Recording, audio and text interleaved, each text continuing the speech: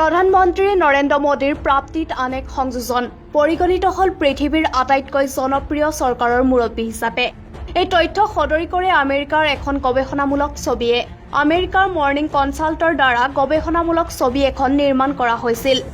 খবৰটো বিয়পি পৰাৰ পিছতেই প্ৰধানমন্ত্ৰীগৰাকীৰ দলৰ সমৰ্থক শুভাকাংক্ষীৰ বাহিৰেও ছবি জগতৰ বৰেণ্য লোকসকলেও অভিনন্দন জ্ঞাপন কৰিছে।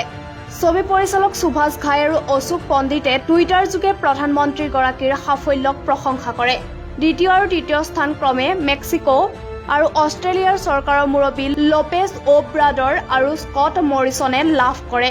আনহাতে বিশ্বৰ শক্তিশালী দেশ আমেৰিকাৰ প্ৰাক্তন ৰাষ্ট্ৰপতি ডোনাল্ড ট্ৰাম্প 15ৰে সূচীৰ নিম্ন স্থান দখল কৰে।